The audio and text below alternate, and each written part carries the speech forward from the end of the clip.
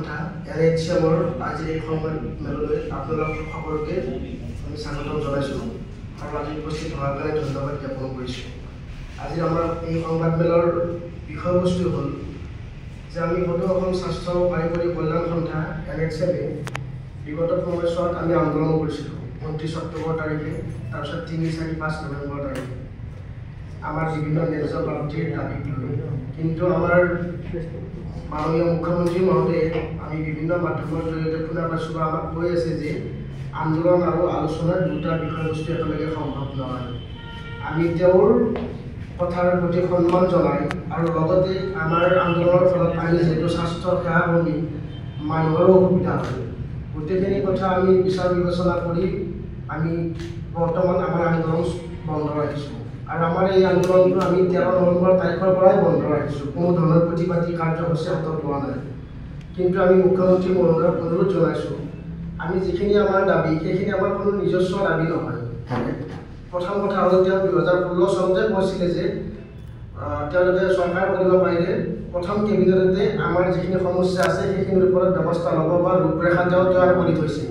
আমি সেই বস্তুখিনিহে বিচাৰিছোঁ। আৰু এই যে এই সংবাদ মাধ্যমৰ জৰিয়তে আমি মুখ্যমন্ত্ৰী মহোদয়ক পুনৰ অনুৰোধ জনাইছোঁ, লগতে স্বাস্থ্যমন্ত্ৰী মহোদয়কো অনুৰোধ জনাইছোঁ যাতে তেওঁলোক আমাৰ লগত আলোচনাত বহি আমাৰ মানুহখিনি যি অসুবিধাৰ সন্মুখীন হৈ আছে বা আমাৰ যিখিনি ন্যায্য দাবী সেইখিনিৰ ওপৰত আমাৰ লগত কথা পাতি তেওঁলোকে যাতে এইখিনি অতি সোনকালে সমাধান কৰে, নহ'লে আমাৰ মানুহখিনি বহুত অসুবিধাত আছে। আৰু মুখ্যমন্ত্ৰী মহোদয়ে যিহেতু তেওঁ কথা দিয়া মতে বাকীবিলাক ডিপাৰ্টমেণ্ট বা বাকীখিনি মানুহৰ কাম কৰি আছে, আমিও বিচাৰোঁ যে তেওঁ আমাৰ কামখিনি কৰি দিয়ক। এই মুখ্যমন্ত্ৰী মহোদয় আমাৰ অনুৰোধ।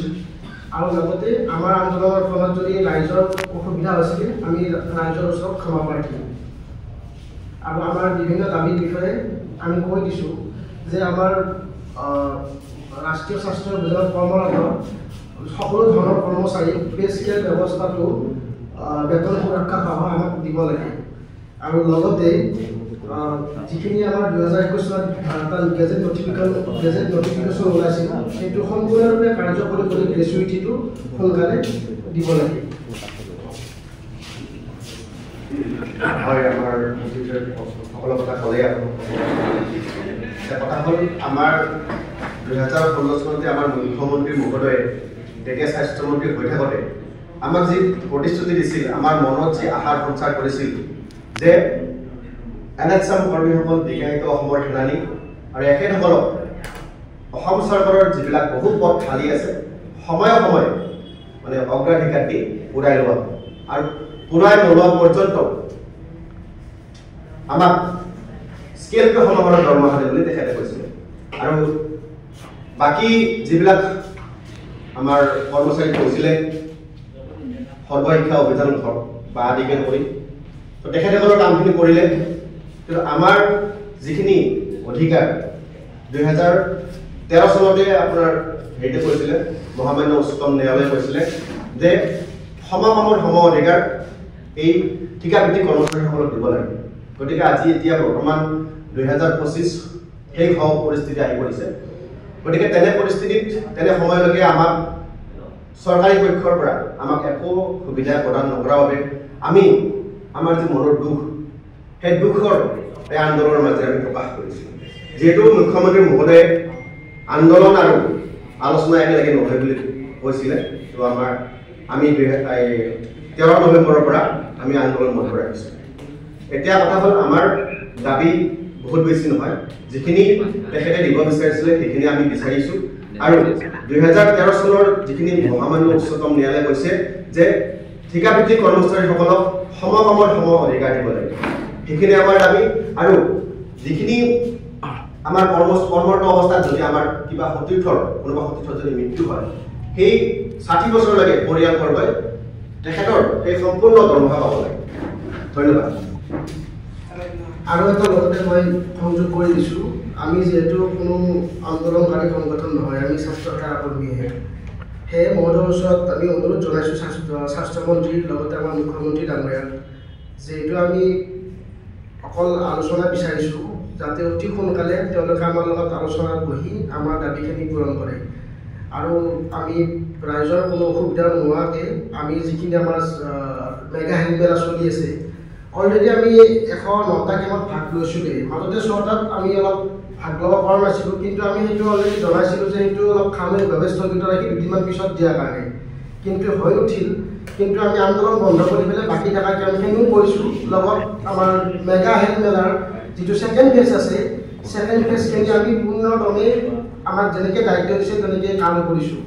আৰু সেয়েহে আমি মহোদয়ৰ ওচৰত, মুখ্যমন্ত্ৰী মহোদয়ৰ ওচৰত আকৌ অনুৰোধ কৰিছোঁ, তেওঁ যাতে অতি সোনকালে তেওঁ দিয়া প্ৰতিশ্ৰুতিখিনি ৰাখে আৰু আমাৰ মাজত আলোচনাত বহি খুব সোনকালে আমাৰ কামখিনি কৰি দিয়ে। ধন্যবাদ।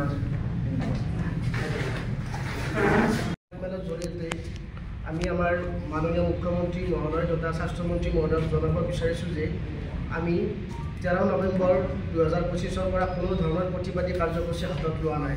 যিহেতু মুখ্যমন্ত্ৰী মহোদয়ে বাৰে বাৰে কৈ আছিলে যে আন্দোলন আৰু আলোচনা একেলগে নহয়, আৰু আমি বিগত সময়ছোৱাত আন্দোলন কৰিছিলোঁ, তাৰো যুক্তি আছে। মানে আমাৰ যিখিনি মনৰ ক্ষোভ আছিলে, আমি অলৰেডি মানে বহুতবাৰ বিভাগীয় কৰ্তৃপক্ষ হওক, হেল্থ মিনিষ্টাৰে হওক বা আমাৰ মুখ্যমন্ত্ৰী মহোদয়ক মেমৰেণ্ডাম দিছোঁ, কথা পাতিছোঁ বিভিন্ন জেগাত লগ ধৰি, কিন্তু আমাৰ কাৰ্যখিনি এতিয়ালৈকে হৈ উঠা নাছিল। কিন্তু 2016 চনৰ প্ৰথম কেবিনেটতে তেওঁ কৰিম বুলি বৰ্তমানৰ মুখ্যমন্ত্ৰী মহোদয়ে কৰিম বুলি ৰূপৰেখা বনাই থোৱা বুলি কৈছিলে, আৰু 2-3বাৰ আৰু তাৰপিছতো কৈছে। কিন্তু তাৰপিছতো আমাৰ কামখিনি হৈ নুঠাৰ কাৰণে মানুহখিনি দুখত থাকাই প্ৰতিবাদী কাৰ্যসূচী এটা লোৱা আছিল। কিন্তু এতিয়া আমি সময়ৰ আহ্বানত লগতে আমাৰ ৰাইজৰ অসুবিধা হোৱাৰ কাৰণে আমি আন্দোলনৰ কাৰ্যসূচী কোনো ধৰণৰ কাৰ্যসূচী গ্ৰহণ কৰা নাই। আৰু আমাৰ যিখিনি দাবী আছে সেইসমূহ দাবী আমাৰ মুখ্যমন্ত্ৰী মহোদয়ে আমাৰ লগত আলোচনাত বহি আৰু স্বাস্থ্যমন্ত্ৰী মহোদয়ে এই ক্ষেত্ৰত হস্তক্ষেপ কৰি আমাক যাতে খুব সোনকালে আমাৰ দাবীসমূহ বিবেচনা কৰি আমাক এইখিনি প্ৰাপ্তি কৰি দিয়ে, সেইখিনি আমি চৰকাৰৰ ওচৰত তথা মুখ্যমন্ত্ৰী মহোদয়ৰ ওচৰত আহ্বান জনাইছোঁ। লগতে আমাৰ আন্দোলনৰ কাৰ্যসূচীৰ সময়ত ৰাইজৰ যদি কিবা স্বাস্থ্যসেৱাজনিত কাৰণত কিবা ব্যাঘাত জন্মিছিলে তাৰ কাৰণে আমি ক্ষমা প্ৰাৰ্থী, আগতেও ক্ষমা বিচাৰিছোঁ সেইটোৰ কাৰণে।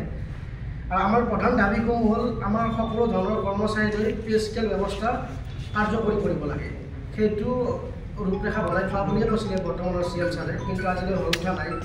লগতে আমাৰ 60 বছৰলৈকে আমাৰ যদি এই চাকৰি কালত কোনোবা যদি আমাৰ নিধন হয় বা কিবা তেনেকুৱা ঘটনা ঘটে, অসম চৰকাৰৰ কৰ্মচাৰীৰ নিচিনাকৈ তেওঁলোককো বেতনটো দিব লাগে। লগতে 2021 চনত গেজেট নটিফিকেশ্যন যিটো হৈছিলে সেইটো সম্পূৰ্ণৰূপে কাৰ্যকৰী কৰিব লাগে, গ্ৰেচুইটিটো দিব লাগে। আৰু লগত আমাৰ যিখিনি আছে স্বাস্থ্য বিভাগত খালী হৈ থকা পদত পোনপটীয়াকৈ নাইবা তেনেধৰণৰ সংৰক্ষণৰ ব্যৱস্থা কৰি আমাক নিয়মীয়াকৰণ কৰি পেলাই তাতে আমাক নিযুক্তিৰ ব্যৱস্থা কৰিব লাগে। এইখিনিয়ে আমাৰ দাবী আছিলে, কিন্তু এইখিনি আমাৰ নিজস্ব দাবী নহয়। তেওঁলোকে কোৱা কথাখিনিয়ে আমি বিচাৰিছোঁ, নতুনকৈ আমি একো ডাঙৰ বস্তু বিচৰা নাই। আৰু আপোনালোকৰ জৰিয়তে আমি চৰকাৰ তথা মুখ্যমন্ত্ৰী মহোদয়, স্বাস্থ্যমন্ত্ৰী মহোদয় পুনৰ এবাৰ আহ্বান কৰিছোঁ যাতে তেওঁলোকে আমাৰ দাবীখিনি মানি লৈ আমাৰ লগত অতি খুব সোনকালে আমাৰ আলোচনাত বহে। কাৰণ আমি কেতিয়াও কোনো ধৰণৰ বৰ্তমান সময়ত আমি প্ৰতিবাদী কাৰ্যসূচী বিচৰা নাই, কাৰণ আমি প্ৰতিবাদ কৰি থকা মানুহ নহয়, আমি হ'ল স্বাস্থ্যসেৱাৰ লগত জড়িত মানুহ। ধন্যবাদ।